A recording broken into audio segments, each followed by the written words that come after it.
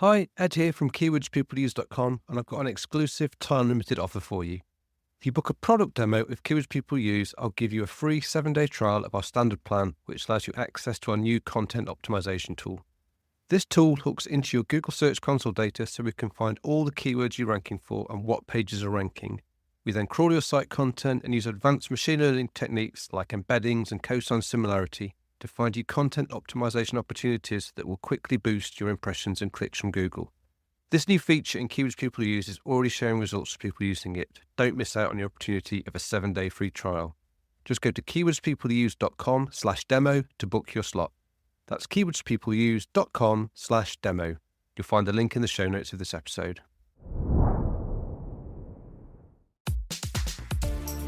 Hello and welcome to SEO is Not That Hard. I'm your host Ed Dawson, the founder of the SEO intelligence platform keywordspeopleuse.com, where we help you discover the questions people ask online and then how to optimize your content to build traffic and authority. I've been in SEO and online marketing for over 20 years, and I'm here to share the wealth of knowledge, hints and tips I've amassed over that time. Hello and welcome back to SEO is Not That Hard. It's me here, Ed Dawson, as usual. And today I'm going to be talking about a quite big change that's actually happened in Google, which seems like a small change, but has actually had some quite big repercussions, so it's important to cover it. That is that Google have removed the num equals parameter from the search results. Now, this might sound like a load of technical jargon, but it's actually quite simple, and I will go through and let's explain it. So what was the num equals parameter? So the num parameter, and more, you'll see people talk about the num equals 100. And for many years, when you performed a search on Google, the default was you would see 10 results per page. But if you wanted to see more, you could simply click to the next page and then the next one after that and after that. But there was a little trick, a lesser known trick. There's a parameter that you could add to the end of the Google search URL, and that was the num parameter, and you could set that to a number, anything up to 100. And if you added, say, num equals 100 to the end of the parameter, then Google would show you up to the first 100 organic results on a single page. Now, why would anyone want to do this? For the average user, most people who use Google, it's unlikely there's something they'd ever do or even know to do. Most people don't get past the first page, let alone scroll through 100 results. But for SEO professionals, researchers, and anyone running automated tools to track keyword rankings, this was a really valuable little hack. It meant you could get a huge amount of data with a single request because it's efficient and it's fast, and so incredibly useful if you're trying to gather that kind of data. Imagine if you were a librarian trying to catalogue results in a library, if you could pull out a trolley with 100 books on and just run through them, would be much more efficient than going and getting 10 books at a time and then going back, getting another 10 books, then going back, getting another 10 books till you've got 100. You get the same amount of work but with 10 times less effort. Now, around mid-September, so probably somewhere around the 10th, 9th, 10th, 11th, it's hard to point exactly, but I think it happened over a period of days, probably across different data centers as they rolled this out. Yeah, Google just quietly pulled the plug on the parameter. They didn't tell anyone, they just removed it. And that's it, it just stopped working. And so if you put num equals 100 on now, you just get the first 10 results.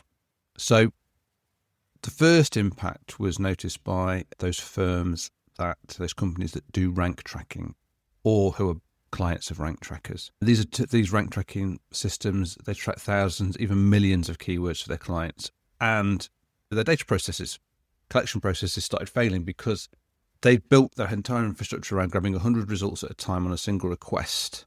Now, and it's still up in the air about how these different firms are going to cope with this, they can only get 10 results per request. They can obviously request the second page, the third page, the fourth page, the fifth page, etc. to get the same amount of data, but it's going to take 10 times the requests. And it might sound small to that making a web request is a small thing to do, but to scrape Google is actually quite difficult. It's something we do with Keywords People Use. Obviously, we scrape people also ask, we scrape autocomplete, we scrape a few different things. We scrape results, the first 10 results when we do keyword clustering. And it's actually more complex than you think to do at scale. So if you were to just do the same amount of browsing that an average person would do through a normal browser, which is accessing Google a few times a day, making a few requests, yeah, that's simple. But if you start to try and scrape any volume of keywords, and it's not actually a huge amount before Google will start trying to block you. which means you have to use services like proxies and residential proxies and capture solving software and specialist services to do this. And they charge by the request, by the bandwidth that you use. So if all of a sudden you've got to make 10 times the number of requests, you are going to increase your costs by 10 times. And also the actual operational time. So it costs to make an operation. It takes time for a piece of software to make a single request. So if you now have to make 10 times the number of requests, you're going to have to scale up that infrastructure to make 10 times as many requests. And that's going to be a cost behind that. So it's actually a really significant problem for these companies that were previously getting 100 results. Now, fortunately, it's not affected us at Q as people use at this point because we don't make those kind of requests. But I can see how this is going to be a big issue for lots of these companies. And they have now got a choice to make. They've got to either look to ramp up their infrastructure to cope with having to make 10 times the number of requests, or they've got to downgrade their service and only scrape page 1 and page 2, maybe just get the first 20 results. They've got to think about whether they go back to the clients and say, we can do this for you, but it's going to cost you a lot more money. So yeah, there's a lots of flux now in that industry, and it's going to be interesting to see what people actually end up doing and where they see the value in the data. Now, for anyone who isn't involved in the rank tracking, doesn't have rank tracking software, most people are getting this kind of data from Google Search Console. And this is where it actually gets quite interesting, because this change has made an effect on the number of results and the types of results that we're seeing in Google Search Console. So let's look at that. So I'm sure many of you are familiar with Google Search Console reports, and specifically the performance report. And if you go and look at it, you may see that some of the numbers seem a little different now than they were a week or two ago.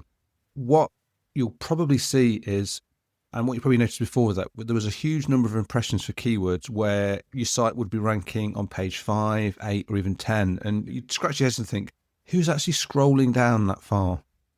Here's the crucial part. A significant portion of those deep page impressions were very likely coming from bots and SEO tools that were using that num equals 100 parameter. So every time an SEO tool checked a keyword ranking for a client, it scanned those 100 results and registered an impression for every single result on that page, even if a human never laid eyes on it. So now that the num equals 100 is gone, those automated deep page scans have drastically reduced overnight.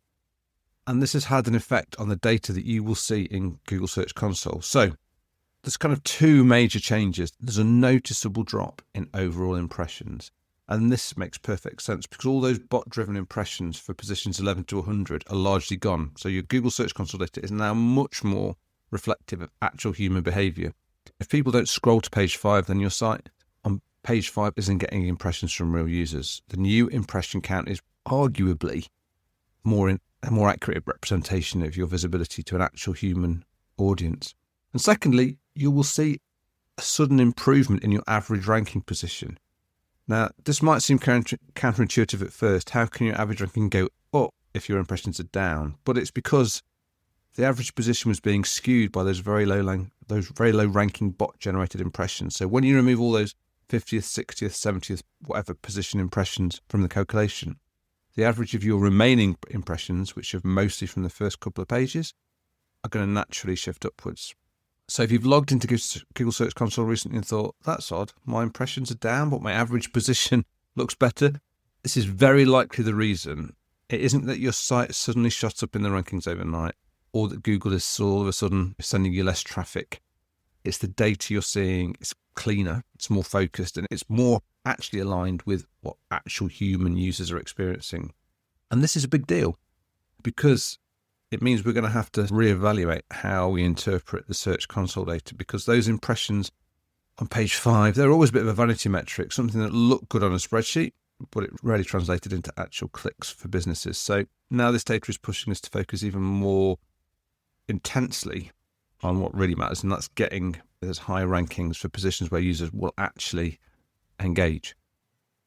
So first of all, if you log in and you see this big change, at least now you can understand it and see, actually, this is what happened. I haven't actually seen my visibility drastically reduce overnight. It's not a Google update in the terms of there's a dramatic change to where my actual rankings are or what keywords I'm actually being surfaced for. It's just now that there's a little bit less visibility in those lower regions because these bots are no longer going down to that level. We may see this change in the future if the rank tracking companies do decide to actually 10x the number of requests they make, then it might start to come back again. But for now, you're going to see actually what's a more true picture.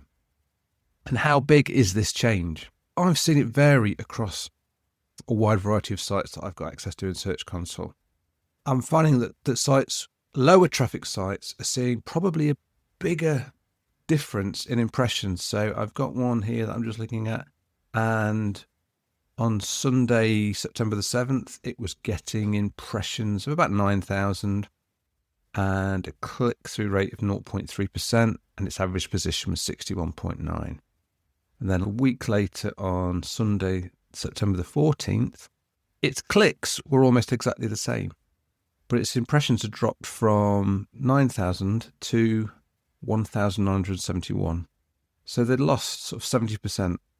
Well, their click-through rate had jumped from 0.3% to 1.7%. So that's a massive increase in the actual click-through rate. But remember, no extra actual clicks. We're just seeing an actual more truly representative click-through rate for this site. And its average position had jumped to 18 from 61.9. So you can see there's a big swing, and that's much more noticeable. Now let's look at another one which is a much more highly trafficked site that's got a lot more page one results. So let's look at the same dates again. So let's look at, so let's say Sunday, September the 7th, they were getting impressions of 107,000, click-through rate of 4.1, and an average position of 22. And then a week later, on the 13th, they were getting impressions of 79,000. So their impressions had dropped 30,000. So relatively, it's not such a big drop, but it's still a significant drop, 110,000-ish to 80,000-ish. But they hadn't dropped off so many because they've got a lot of obviously much higher ranking results on page 1 and page 2. And their click-through rate had jumped to 5.4, so 4.1 to 5.4, and their position had jumped from 22 to 8.1. So roughly halved. You'll see here that this kind of site, the more popular the site and the more high-placed rankings it actually had to start with, the drop is slightly less dramatic.